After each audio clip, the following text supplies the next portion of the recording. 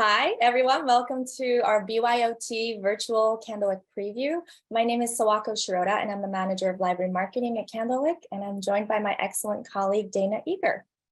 Hi, I'm Dana. I'm the School and Library Marketing Associate at Candlewick, and I'm so excited to be here. Yeah, we're so excited to be able to give you a sneak peek of our newest titles for Fall 23. Today, we're going to be talking all about board books, picture books, early readers, and some middle grades as well. And we've invited some amazing guest speakers today. First, we have picture book creators, Flavia Z. Drago and Ruth Whiting. If you go to the next slide, you'll be able to see that we have an opening speaker slide there, yes, with a look into the creation process of their beautiful new picture books and an exclusive cover reveal. Next slide. Then we'll move on to a brief staff presentation covering a wider range of some of our Fall 23 titles. Then we'll have Christine Platt as our closing speaker, author of the new chapter book series, Frankie and Friends. We have an all-star cast of talented creators here, so stick around till the end. If you find it useful, feel free to follow along the Edelweiss catalog with all the titles in order of presentation with the link in the chat box. You'll be receiving the PDF of the presentation from today after this event as well. We'd also love to get your feedback on our titles in the chat box and send in questions to our authors throughout this event. We'd love to hear what you guys are most excited about. And if you're having technical difficulties, not to worry, we'll be distributing a link to the archive recording of this preview later, so you won't miss a thing. And live captioning is available if you want to turn that on at the bottom of your screen. Okay, so now we are ready to move on to our first guest speaker and give you the tea. So I've been a fan of Flavia's work since the time we got to meet adorable Gustavo in her debut picture book, Gustavo the Shy Ghost, which became the #1 New York Times bestseller. She was born and raised in Mexico, and as a child, she wanted to be a mermaid, as one naturally does. But when that didn't happen, she began her career as a graphic designer, working in all kinds of projects, including branding, packaging, advertising, fashion, apps, lettering, or character design, and of course, children's books. Her art is heavily influenced by Mexican folk art with vibrant colors, textures, and shapes. Fans also might be familiar with Flavia's Dia de los Muertos exclusive Target collection that launched in Fall 22. Today, she'll be giving us a look into her newest title in the world of Gustavo picture book series. If you go to the next slide, Vlad the Fabulous Vampire. It's about a vampire who is somewhat embarrassed about his bright, lively cheeks.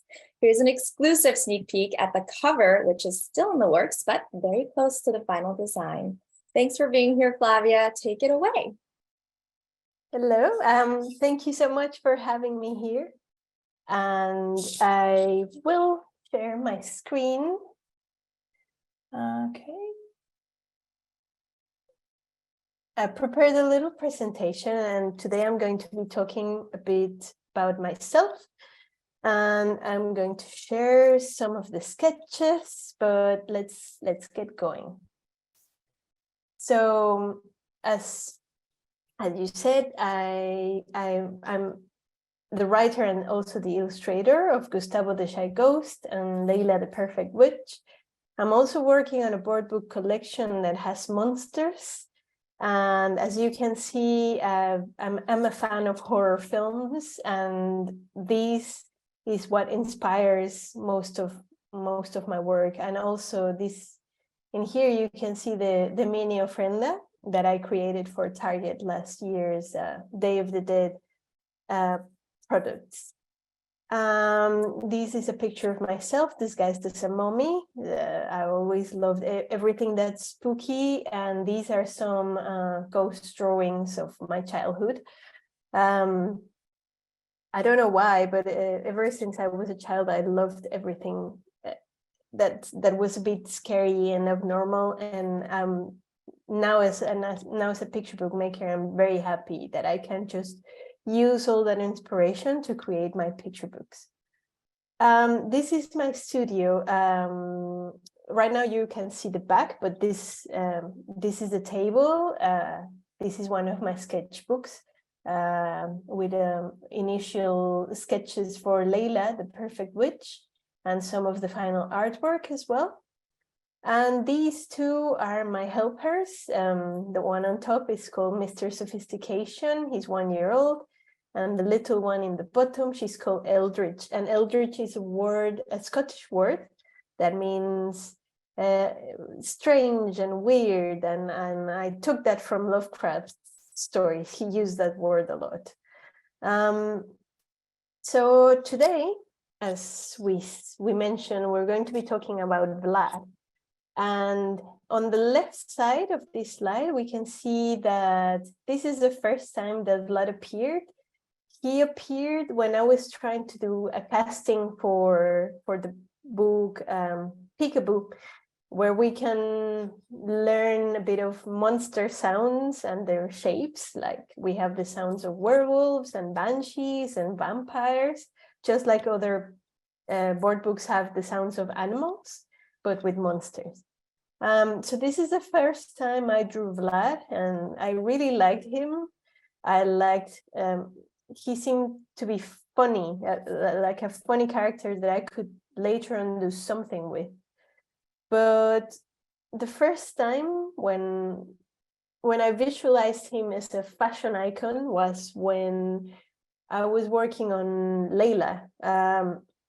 I started doing sketches of Layla, and then just because I really liked my first sketch of Vlad, I decided to draw him using different types of costumes, different types of clothing. And he was wearing pink because I thought that pink would be the complete opposite of what a vampire would enjoy to wear. Like vampires love gothic things, and gothic involves always darkness and exaggeration and drama and shadows, and I thought it would be interesting to play with the complete opposite of that, which is pink. But I didn't know at this point what his story was going to be. As you can see, he has no pink cheeks in here, and I was, for a year, as I was thinking and developing Layla, I just had I had blood in the back of my head. And just when I was talking about the story with my partner, and he came up with the brilliant idea. I can't say that it was mine. He's like, I know, maybe he can have some pink cheeks that make him feel very self-conscious about it. And I'm like, that's brilliant. I think this is exactly what I need to do with him. And so the story turned into Vlad trying to use fashion and trying to use different methods for covering his pink cheeks, and then coming, just realizing how futile that was, and that is just that he needed to develop a better relationship with himself, and he does the same thing with the use of fashion. And what I love about this book is that I was able to match two of the things that I love the most, which is the gothic and darkness and shadows, but also a bit of my Mexican heritage, which is very playful and colorful, and uses one of my favorite colors, which is bright pink. We call it rosa mexicano, and so that's how the inspiration for their story came to be.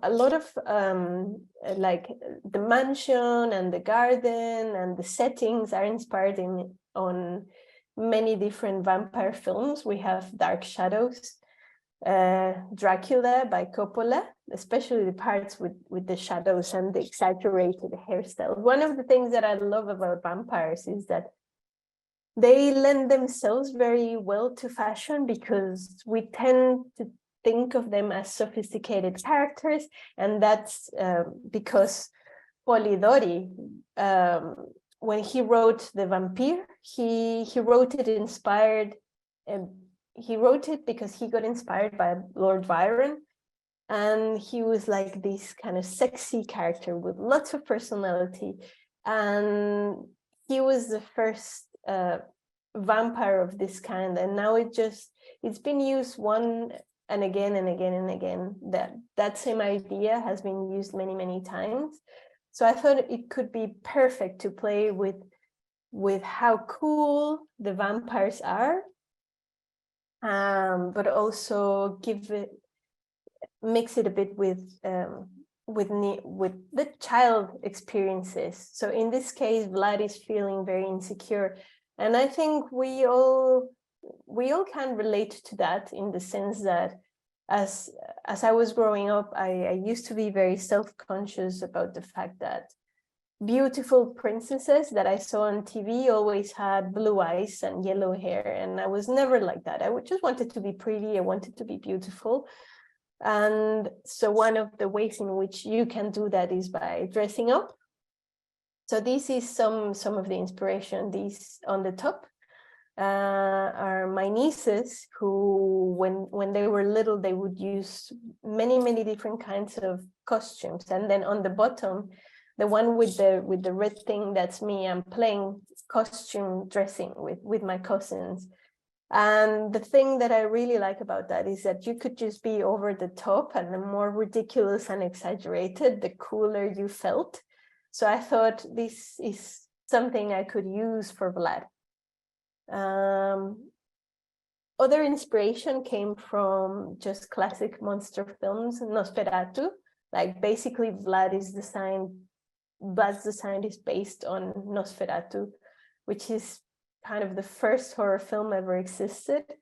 It was, when was that? I think it was in the 1920s when that film came up. And then we have Maila Nurmi, like this sexy vampiress, Victorian over-the-top costumes, Alexander McQueen. And then we have a lot of campness as well, which is exaggerated and over the top, but not on the dark end of things, but on the playful end of things. And here we have Juan Gabriel, which is one of my favorite Mexican singers. What I really love about Juan Gabriel is that he was a mariachi, and mariachi culture tends to be very macho. However, he's very camp, and he somehow managed to convince a lot of very macho guys that his music and himself were wonderful, and everyone loves him. And I find that to be very inspiring. And I think there's many threads on what's his name? Harry Styles dressing like Juan Gabriel. We have Elton John, Lady Gaga, obviously David Bowie, and all of these things combined in Vlad. Another very important part of the inspiration is Mexican fairs, which have many colors. And we have this Alebrije parade in October. Alebrijes are imaginary animals that have really wonderful colors. And there's a parade in October, just or November, close-ish to Day of the Dead celebration. And also these things, like the big puppets are called mojigangas, and people would wear those and also parade through the city. I've seen those in Oaxaca, and it's just wonderful and really fun to be in a parade with mojigangas and with alebrijes. For the original artwork, I did what I've been doing with Gustavo and Leila, which is I work with layers of paper, and then I use crayons and ink and different kinds of pencil, and then I draw on top of my real life materials, and with Photoshop I start coloring one by one the layers. So I'm going to show you now how the first sketchbook looked like. Then I had to work on the characters. I had to draw them better to see the proportions and to check that the composition works properly. And then I created my layers, my black and white layers, and then I scanned them and I started cutting them on the final document.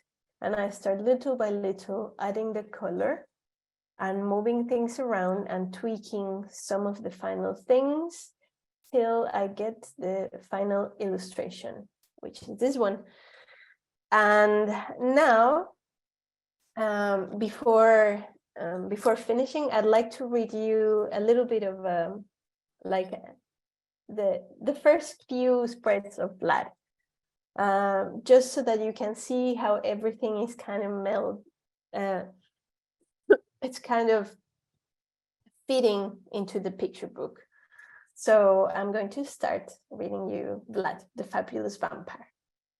So, deep in the dark woods, in an ancient shadowy castle, there once lived a stylish vampire, Vladislav Barnaby Roland Dragul, the fourth of his name.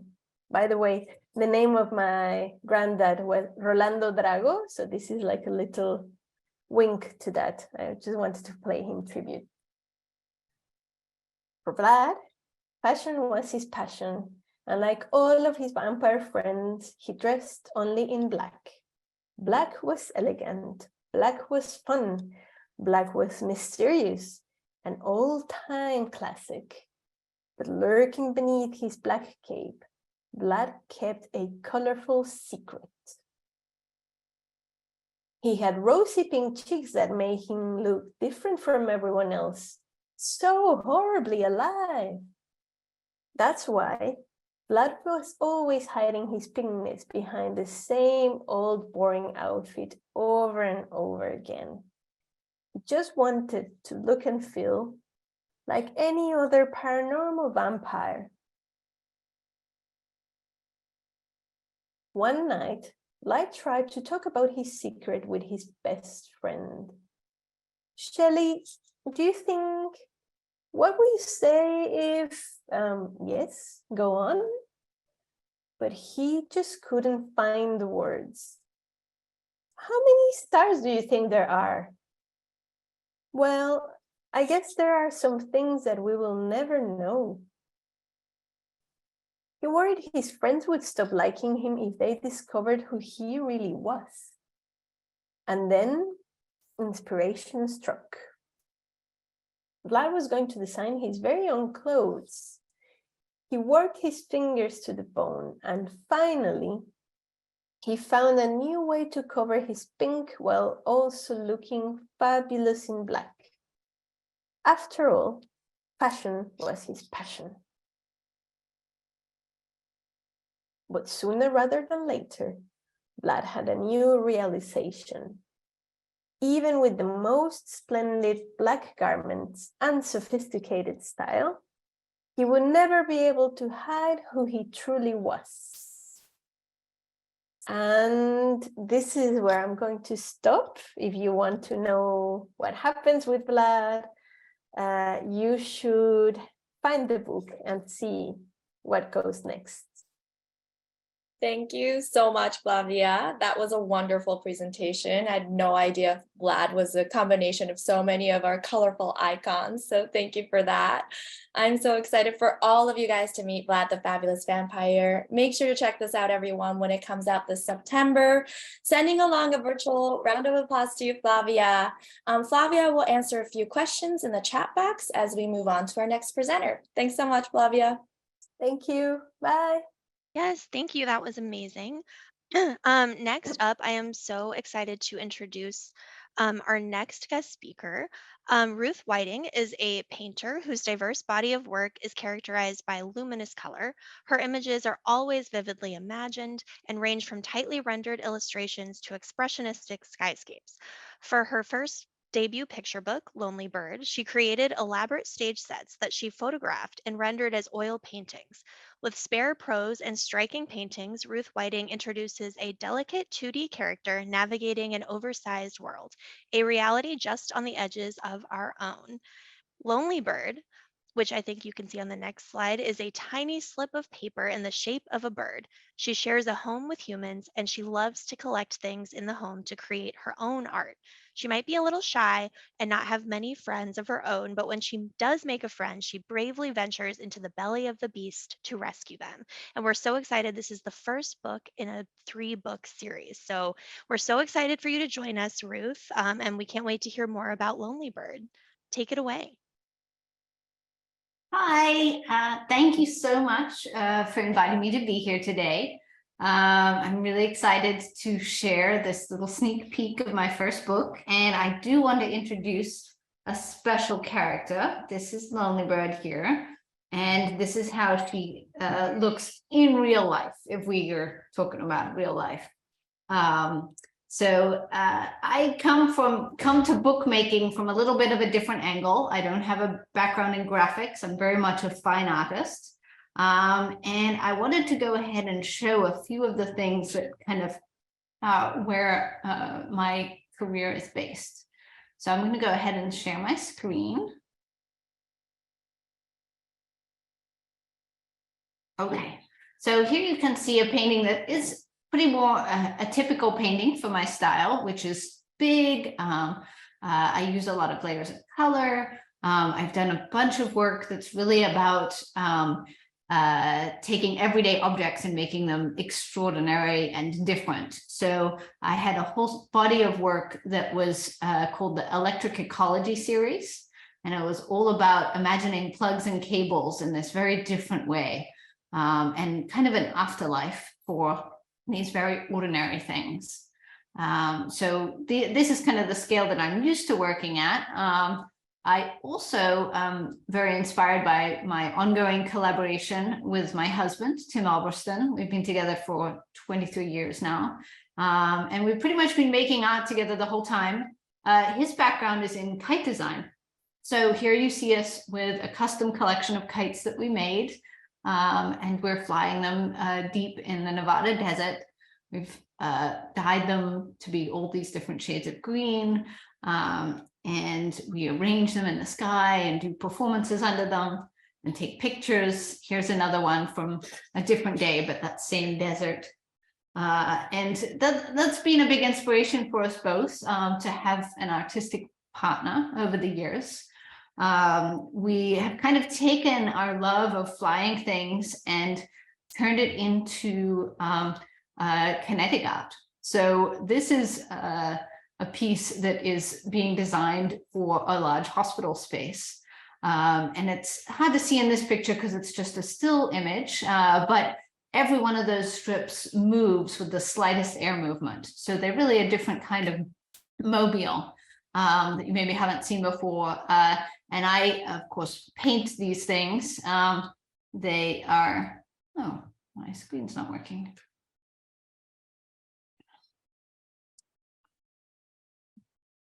Hang on a sec. Okay, got stuck. Okay, there we go. There I am painting outside, big brushes, throwing paint at the canvas, which in this case is actually not a canvas at all. It's a very thin synthetic fabric. So kind of as completely different as you can get from the paintings that I do for Lonely Bird. So I just kind of wanted to show you some of my background, and here I am doing very fine wire adjustments on one of our pieces before it goes to its final location. So I guess the question is, what does all this have to do with Lonely Bird? And kind of throughout my career, which is about the last 20 odd years, I've been working professionally in the creative field. Lonely Bird has kind of been this character in the background. This is actually a large scale sculpture that I made of her, and I'm flying a kite around her. So she's kind of been a character that I bounce ideas off of that helps me see the world through a creative lens. And it's been a very kind of rich collaboration between myself, the actual person, artist, and this somewhat imaginary character. So now I want to show you around my studio a little bit so you can see how I actually make the paintings. I'm going to stop sharing my screen. Okay, so I work with oil paint, which is probably, it's not the fastest, most efficient way to make images. It's a very slow process. It's a very old process. You can see over here, I have my big palette where I take my little mixing knives like this, and I mix up my colors. And then when I'm ready to paint with those colors, over here, I have my Lonely Bird painting desk. I've got some images right here. These are actually Lonely Bird images that are not going in the book. I've done many, many paintings that are not in the final book. So I have quite a body of work about Lonely Bird that's not actually in the first book. And I'm making, even more paintings for the second book. So lots of painting. I wanted to go ahead and show everyone what my little palette looks like. The Lonely Bird's going to help check it out. Okay, so you might notice that there's a color missing here, right? I have yellows, reds, and blue, green. I've got red, I've got ochres, but I don't have any black. And that's because I don't typically actually use black at all in Lonely Bird. One of my, true joys in life is painting light. That's funny. I thought you were going to say coffee. Yeah, also coffee. This is my husband, Tim. So this is cheers to everybody. How I actually start a Lonely Bird painting is by painting a big red rectangle on a piece of paper. So this red is cadmium red. It's a very classic red. It's actually the red that is used in underpaintings of illuminated manuscripts, which I find very inspiring. I love feeling connected to the ancient tradition of like making really beautiful books. And then on top of that red, I actually put a deep dark green. So that's what this color is. And it makes this beautiful black. So all the Lonely Bird paintings that you'll see have that as an underpainting. So for example, over here we have this dog that's sniffing at Lonely Bird. I hope you can see it's a little bit far from the camera, but this black dog is actually made with those two colors combined, the red underlaying the black. Now I think they mentioned in my introduction that in order to make Lonely Bird, I have to actually set up all these really elaborate things because I'm painting in high realism. I can sketch it, but I can't make an image that's really as tight as I want it to be without really looking at that in real life. So I'll just hold up. These are like my collections of all the random weird little things that Lonely Bird has to use, and I of course have many different Lonely Birds. This is one of my favorite Lonely Birds here. She's lounging. I actually made her look like she's reading a book in one of my images. I have Lonely Birds who are holding something with their beak. So anything you see in a Lonely Bird book, there actually had to be a real thing behind it that I made, and then I photographed, and then I make a really detailed painting of. So I have a few more images that I can show you. And I'm going to actually sip my coffee. Okay. I'm going to share my screen again and go back here. Share. Okay. So from this sculptural image, let's go to the next one. So when Lonely Bird first popped into my head, this was pretty much what popped into my head. And I'm an artist. I've drawn all my life. I've drawn many, many things, but there was something different about this little character. It was like she already had a really full developed personality. And from that singular idea of this lonely creature kind of blossomed this whole notion that she is an artist and that she is a little bit on the outside of the world and that she interacts with the rest of the world by making art. And that's very much the creative experience. I think a lot of people who are creatives kind of have that outsider, but also hungry for interacting with others. And for me, that developed into this kind of elaborate book. And here is an example of like a sketch that I would have in my initial version of the book. So I would sketch everything out, and then I have to find, oh, I need a button. Oh, I need a seashell. I find all the things that I need. And then I actually have to go and sit on the floor behind a bookshelf and create this thing. So sometimes it's easy, pull the bookshelf out from the wall, you put the items there, that's pretty easy. Sometimes it's rather elaborate. You have to get kids to run when they don't feel like running. You have to have a house that doesn't have a window that's like this. It has a window that's like that, and the tree needs to be there. It can be quite elaborate what I need, because, you know, I'm starting with a vision that's in my head and then I have to find it in reality. So this is this bookshelf image, and I wanted to take you through a little bit of my process. Here you see what it looks like when I've just transferred that initial image onto my nice black paper. And you can see that I have my little iPad up here that has the photograph. Now the photographs are lovely. They look beautiful. I put them in the book, and my team who work with Candlewick, they're amazing. And they tell me, oh, that photograph's great. Or, oh, what about this? And, you know, we go back and forth. But then the real magic happens when I actually make this painting. So here you can see me gradually filling it in. Okay, at this level, I've painted everything once. Now, most Lonely Bird paintings have between 3 and 10 layers in them. Each layer has to dry for at least a day, sometimes 2 or 3 days. So each image takes between 2 and 4 weeks. So it's pretty protracted. Luckily, I can work on lots of different things at once. And I've been able to make my deadline so far. But it's a pretty elaborate process. Here's another image. This is one where I had to get children to run at the right moment, and that required a lot of post-op Photoshop to make it actually work. Here we go. And here's one that is almost finished. I'm just adding this beautiful blue glow. If you see Lonely Bird, if you read Lonely Bird, you'll see what this image is about. It's one of my favorites. But I did want to show you a few spreads from the book. I'm not going to go through and read a section. I'm just going to show 3 of my favorite spreads.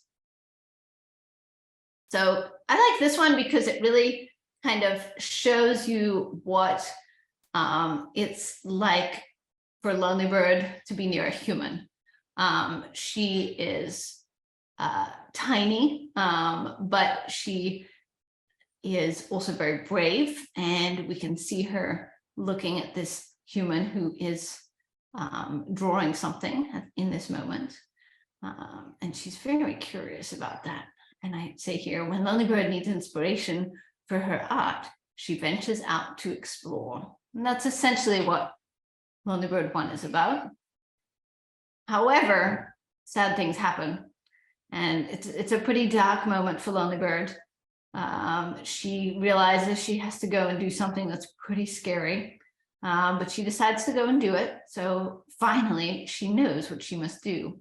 She waits for night to fall. When the house is still and dark, Lonely Bird sets out to rescue her friend. So here's a lonely creature who's made something, friend, and she loses it. So she has to go and find that friend. And she has to face a pretty dark fear, which in this case is the tube of a vacuum, which I think would probably be quite terrifying for a small paper bird.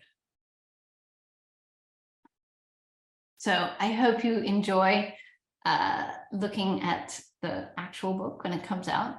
I'm very excited to hold the first copy, and I'll leave it with Dana to carry on. Yeah, awesome. Thank you so much, Ruth. That was amazing to see that, just your whole workspace and your process. That is just so incredible.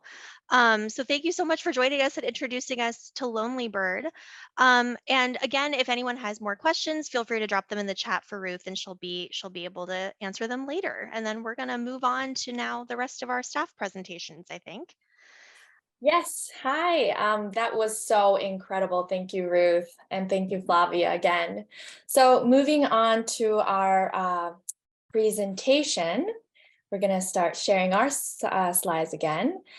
So before diving in, we wanted to just let you know that we have a very thriving social media presence.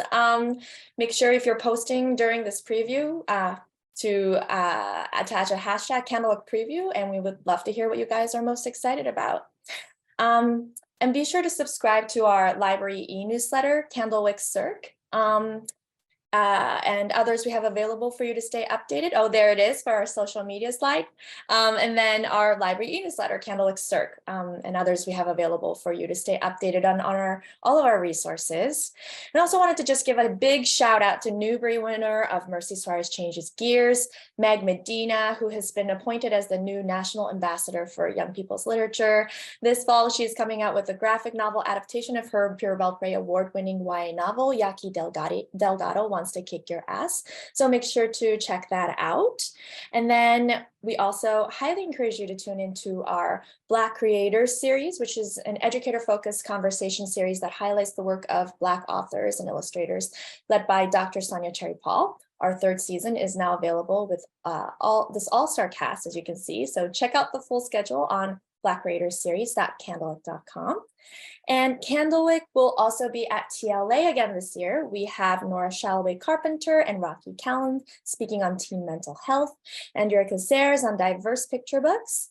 Next slide, we have Erin Becker on picture book gems and Cynthia Ledage-Smith on several panels and keynote, talking about her newest YA, Harvest House. And the New York Times bestselling author Mac Barnett and acclaimed illustrator Christian Robinson will be kicking off a new conversation series hosted by the Children's Roundtable called The Power of Story. They'll be speaking on the theme with their newest picture book collaboration, 20 Questions. And if you'd like to hear more about our YA titles, be sure to sign up for our YA preview coming up, where we'll be book talking with all our star YA author guests. It'll be on April 13th at 7 p.m. And lastly, you can access a bird's eye view of our Spring 23 with archive recordings of our virtual preview and author videos at this QR code here. All right, let's move on to the title presentations. Yeah, so first up we have We Could Fly, which is from the amazing musician Rhiannon Giddens, whose first picture book, Build a House, came out last year.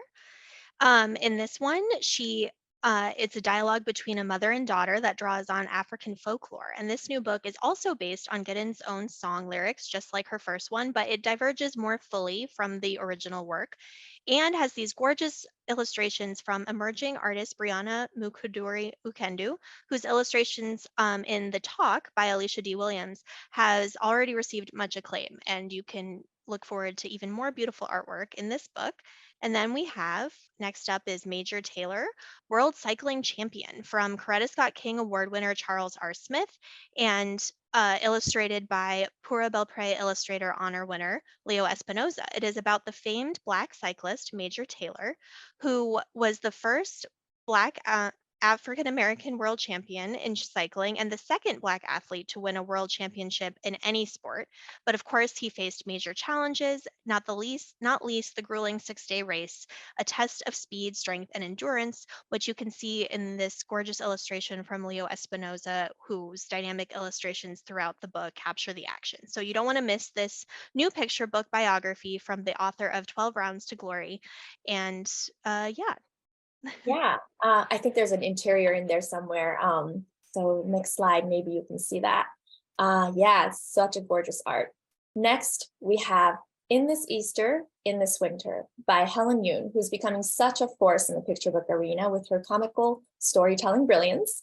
She has a mind like no other, and in her new series, she will be exploring 4 seasons and 4 holidays and 8 offerings that will explore favorite traditions, pastimes, and trappings through the eyes of a different animal, giving us humans some new perspectives on how strange these customs can be. Seeing these as excellent companions to Mo Williams' Pigeons Present series and Sandra Boynton's Quickie series. There's an interior there as well. Very fun. Next, we have My Mother's Tongues. This is a tender and poetic autobiographical story about the experience of bilingualism, told by a daughter about a mother who immigrated from southern India and who speaks Malayalam, one of the 22 scheduled languages of India. The book describes an experience many bilingual people will be familiar with, using each language in different contexts and sometimes feeling more comfortable in one language than the other. And then this next one is Betty and the Mysterious Visitor. This is a debut by UK author Anne Twist, paired with veteran illustrator Emily Sutton, a cozy picture book mystery featuring a creature who keeps destroying a garden. Fun fact, Anne Twist is the mother of Grammy Award-winning sensation Harry Styles, and is an exciting new voice in children's books with a debut outing that is tailor-made for Grandparents' Day roundouts. Yeah, ooh, I love that illustration. So then we have Bear and Bird, The Stars and Other Stories, which is full of funny mix-ups and comic misunderstandings, as well as genuine warmth and affection. These four stories are the second installment in an irresistibly charming new chapter book series from award-winning creator Jarvis.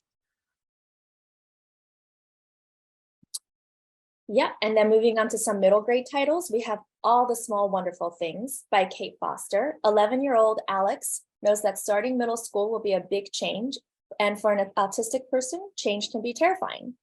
He's sure that having a friend by his side will help.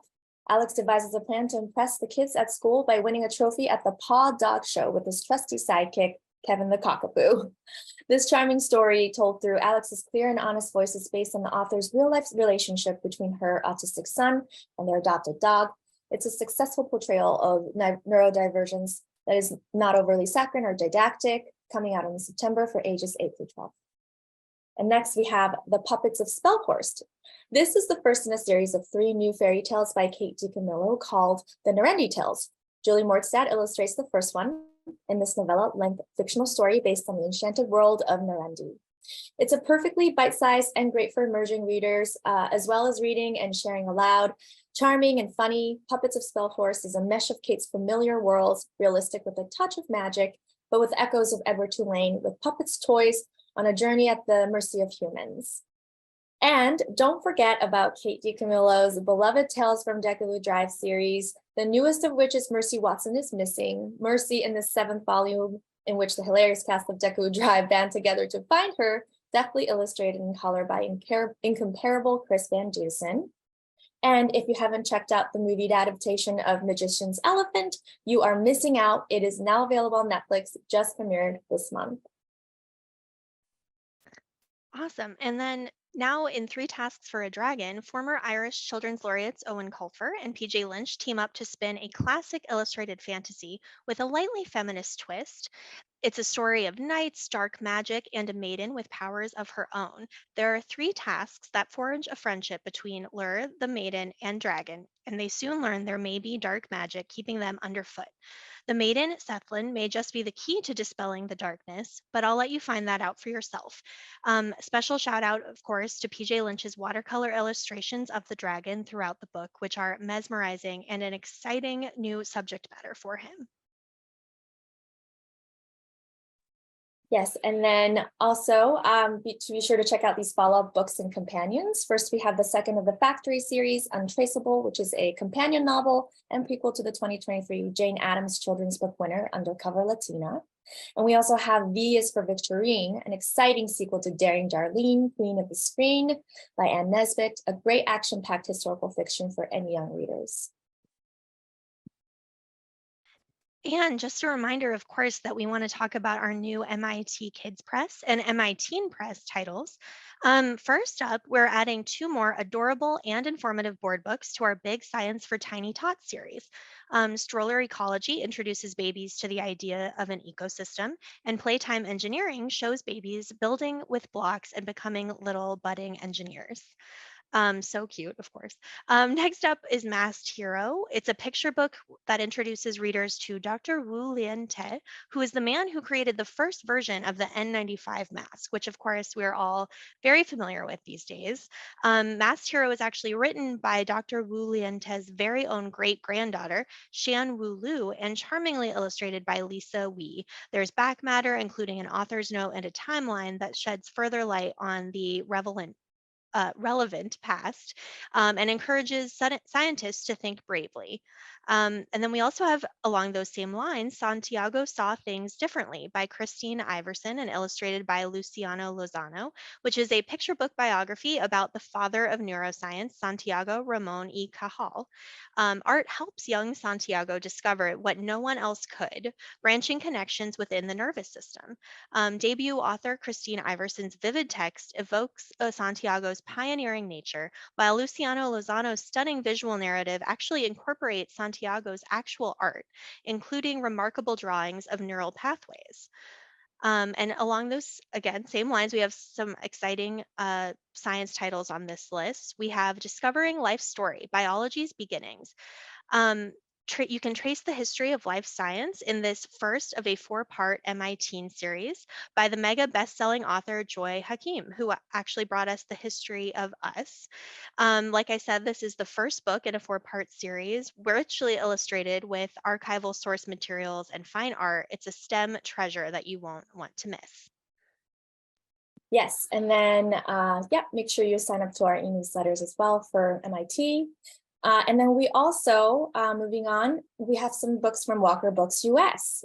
You won't want to miss the sequel to The Two-Headed Chicken. The Chicken is Back, full of puns and silliness as ever, and Two-Headed Chicken Beat to the Future, perfect for budding graphic novelists and enthusiasts.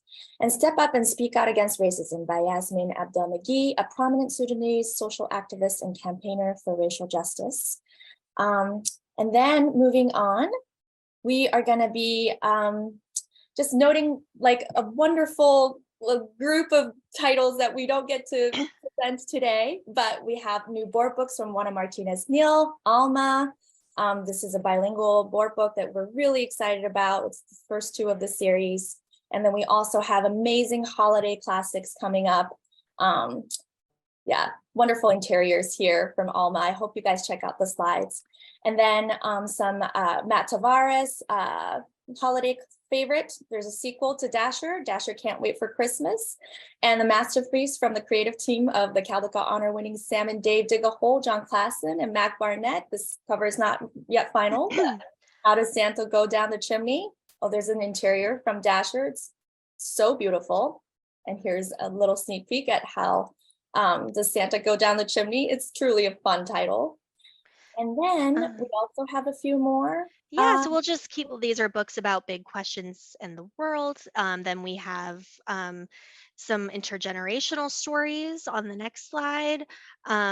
And also some awesome social emotional titles, which are of course always important, and they're about community building as well. So yeah, just make sure that you can check out all of this information is on the goodie bag link, so you won't want to miss it, and you can get more information and request the books.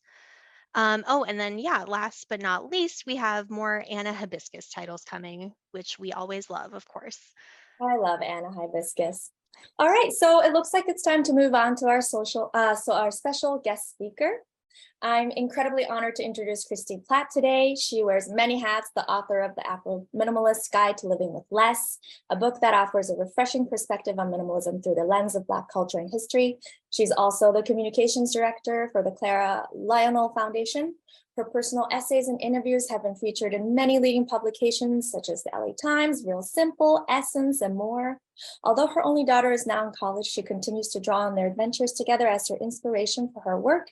She is a gifted writer, visionary thinker whose work challenges us to re-examine our assumptions about consumption, race, and power. And we're excited to hear from her today about her illustrated chapter book series, Frankie and Friends Breaking News, which is the beginning of a new series about young Frankie who wants to make her own news show herself, illustrated by Ella Marley. This series puts forth a curious, engaging Black female protagonist that absolutely everyone will love and cheer for. I'll let Christine take over from here. Welcome to the preview, Christine. Take it away. Thank you so much. I'm so happy to be here, everyone. I'm going to share my screen real quick, and hopefully we can jump right in these last 10 minutes. All right, so I'm going to minimize that and present for you all. All right, so first of all, again, I am just so happy to be here today.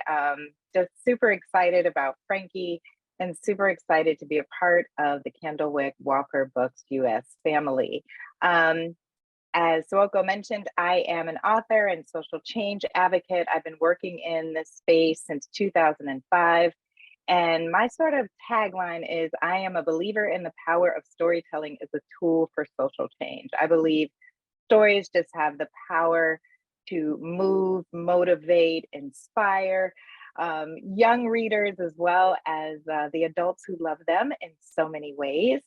And this year, one of the ways that I'll be doing that is through this new series, Frankie and Friends. And before I jump into Frankie real quick, I want to talk about storytelling for social change and why that is my tagline.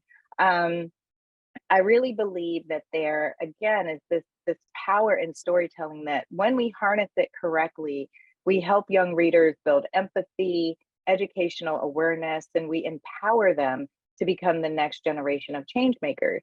And in that same vein, authors are allies, right? Our books and, the stories that we tell, these are tools to support and reinforce consistent messaging that parents and educators and teaching professionals can expand on over time, especially some of those tougher topics. And I think the most important part of this for me is the building of empathy. There are sort of 3 core things that have to be touched upon in stories when we want to build empathy, and that's cognitive, right? We're teaching young readers, they're learning how others feel and what they might be thinking and experiencing. Emotional, right? We want them to feel what others are feeling as if their emotions are contagious. And then that compassion piece, right? We want them to understand others' predicaments and feel motivated to help them. So one of the ways that I'll be doing that again is with my newest baby, since my only baby is in college. My newest baby now is Frankie McKnight. And she is this adorable, precocious young little girl who wants to be just like her mama, who is a journalist. And of course, she can't travel and do all the news shows like her mom. So she decides to create her own news show with some help from her toys. And those are her friends, Frankie and Friends. And I wanted to go ahead and read the first chapter to you all. And I believe we have enough time for that. And we should also still have time for some questions. And sorry, I'm rushing a little bit. Just want to be cognizant of everyone's time. And so here we go. Chapter 1. Frankie sat on the floor of her parents' bedroom and watched as Mama finished packing the small suitcase she used when traveling for work. When Mama put her special press badge for journalists around her neck, Frankie knew she'd be leaving for the airport soon. "I'm sorry I have to go," Mama said. "You know, I hate missing out on family card games, but whenever there's breaking news, it's my job to cover the story." "Like the breaking news you had to cover during the presidential election?" Frankie asked. "Exactly," Mama said. "Breaking news is about something that's happening in the moment. It's information that people need to know right away." Frankie sighed. Mama was the best and toughest journalist in the world, so of course Frankie was proud. She just wished breaking news would take a nap so that Mama could finish a game of Crazy 8 for once. "We'll miss you, but we understand." Papa placed his hands on Mama's shoulder. "Journalism is important work. We're not the only people who need you." Frankie smiled. Papa always reminded them that Mama's job helped hundreds and sometimes even thousands of people get the information they needed. "Because everyone needs to know the news, right?"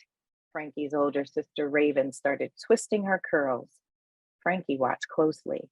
Whenever Raven played with her hair, she was usually worried. Frankie tried to lift her sister's spirit. "Yes, Mama, we'll miss you, but we know that the world of journalism needs you. So we'll stop playing Crazy Eights right now, and we won't play again until you're back home." "Well, that's awfully nice of you." Mama playfully pinched Frankie's cheeks. "I know how much you love that game.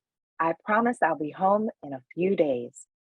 Just as they always did before Mama left to report on something important, everyone gathered for a group hug. Papa, Raven, and Frankie all sang out, "Mama's leaving, so we're singing the blues, 'cause Mama's got to go report breaking news. Mama's got to go, this much is true, and while I'm away, I'll be thinking of you." Mama sang back and gave everyone a kiss. As Mama finished packing, Papa and Raven left to do the things that papas and big sisters had to do. Maybe Papa would cook a delicious spaghetti dinner to make them feel better. Frankie loved slurping up noodles covered in his special pasta sauce. Raven was probably going to call and text all her friends. Then they'd record silly videos together. But Frankie wasn't leaving. She wanted to stay with Mama until the last second. "Are you sure I can't come with you?" Frankie eyed Mama's suitcase as she sat on the floor. If she folded her arms and legs just right, Frankie was certain she could fit. Mama zipped up her suitcase and put on her serious journalist glasses. She sat down on the floor across from Frankie and leaned in slowly until their foreheads touched and their eyes crossed. Frankie started giggling. "I wish you could join me, Frankie," Mama said. "Do you remember what hard news is?" One day, Frankie would be an award-winning journalist too, so she always listened closely when Mama talked about work. Frankie pulled out the special journalist notepad she always kept in her back pocket and flipped to her notes. She couldn't wait to show Mama how serious she was about journalism. "Yes," Frankie replied. "Hard news is when something very serious is happening.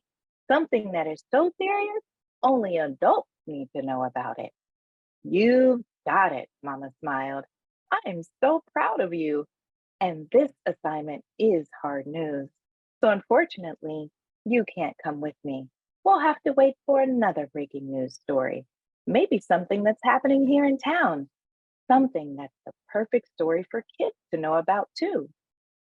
Sometimes Frankie went with Mama to the local news station, which was a lot of fun.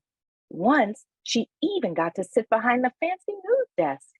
Frankie had looked right into the television camera and pretended to go live as she gave a news report, just like Mama. "I can't wait until I grow up and I'm a famous journalist too." Frankie twisted her forehead against Mama's as they made silly faces. "Then I can come with you whenever you report on breaking news and hard news." Mama smiled. "Me either. We'll report on all the news together." "Can we report on human interest stories too?" Frankie loved learning about ordinary people doing amazing things. Her favorite was the boy who found a stranger's wallet. Instead of taking the money and buying bags of candy, he took it to the police station. That boy got to wear a real police badge for a whole day. Frankie was really impressed that he did the right thing. He didn't even ask for a reward.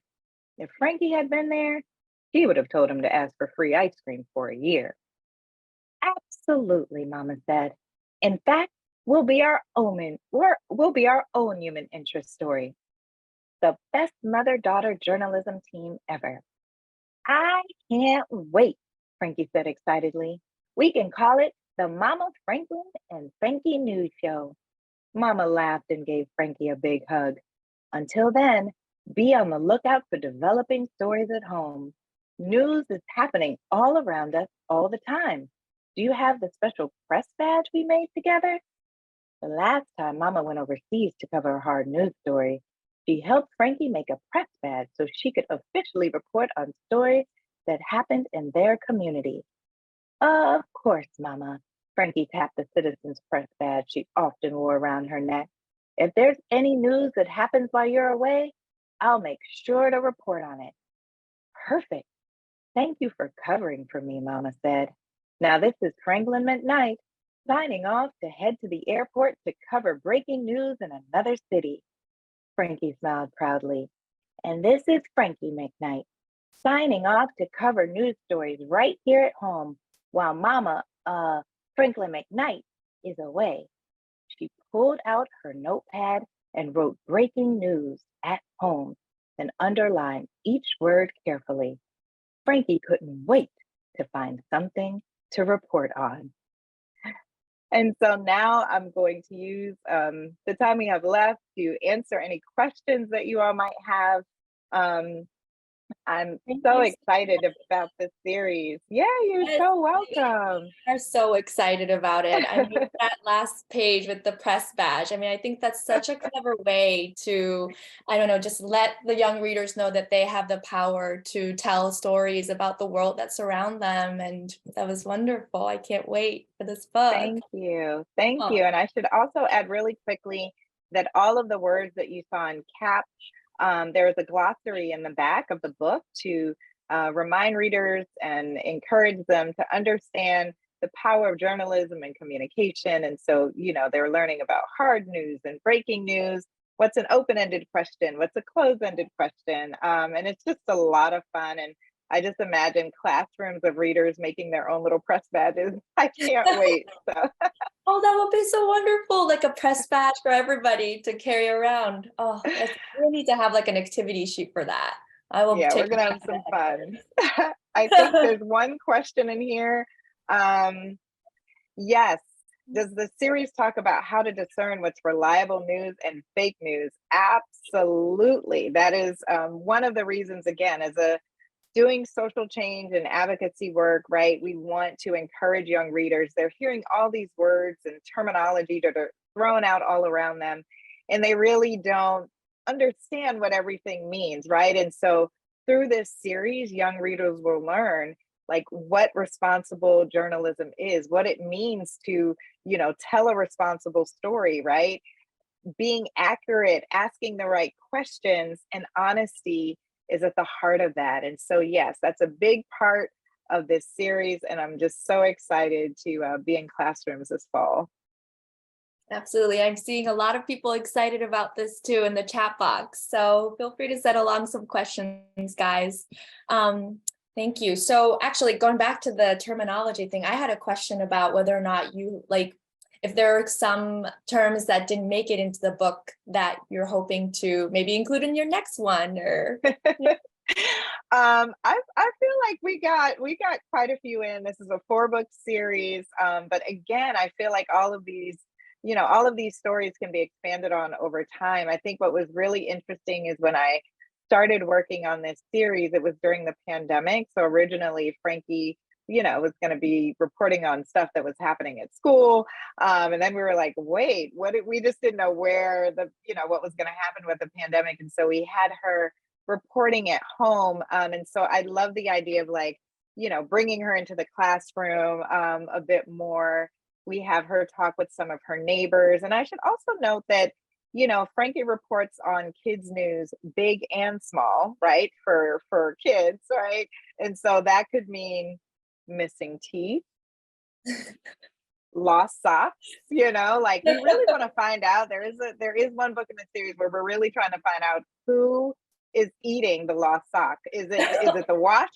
Is it the dryer? Right? So some of her reporting is, stuff that kids are curious about. And then some of the books, having worked in this space with educators and parents for so long, getting them to tackle some of the tougher topics like the big protests, right? And so Frankie gets to report on what a protest is and really understand, really help young readers understand, just the power, again, of communication, citizen participation, right? And I think that's one of my favorite books because they end up having a toy protest.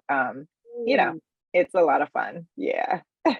I love that the toys that surround her as her news screw it's just so cute. Oh my God, they're so fun. And she also has a cat named Nina Simone. And she is like a whole cat. She is rolling her eyes, she meows, she has all sorts of things to say. And then Dan the teddy bear, he's a little aloof, but in a very fun way that he's actually right about everything, but he's so forgetful that they're kind of like, does that make sense what Dan is saying? Nah, no way, and so it's a lot of fun. I think kids will see themselves in a lot of the characters. And again, reaching back into building that empathy piece, right? Like kids understand what it's like for their parents to have to leave for work, right? Or understanding man, everyone is talking about this protest going on, but I don't really know what's happening, right? Like I want to pull them into the pages, get them to see themselves and their classmates and their friends represented through Frankie, through her friends, like these cast of characters.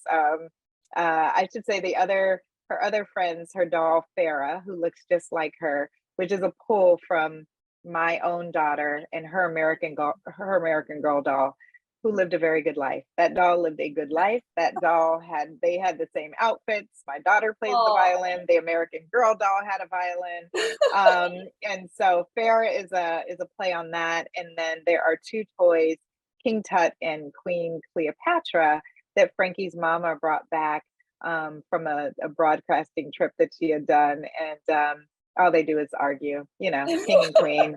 So yeah, it's a lot of fun. I think it'll be fun for parents, just as much fun as it is for young readers, and just super excited about this series. There are a couple journalists at CNN who are very excited about this series and really looking forward to sharing it with there's apparently a lot of kids at CNN. And so yeah, it's gonna be a really exciting debut for Frankie in the fall, and I'm just so excited. That's so wonderful. I'm so excited too. And it's coming out in October. So make sure Yes, everybody October 10th. And librarians, I just appreciate you all so much. The work that you do is so important, not just for students, but also for parents and educators. We trust you all to select the right books for our kids. And so it means the world to be a part of this preview today. And any questions that I wasn't able to answer here today, please feel free to reach out to me directly on Instagram or through my webpage. Happy to answer any questions that anyone has. Well, thank you. I think that's a perfect place to wrap up this interview. This was so lovely. Thank you so much. Thank you for having me. Virtual round of applause your way. Yeah, I can't believe it's time to go. When you're having fun, just time flies by. So we'll wrap up our preview now.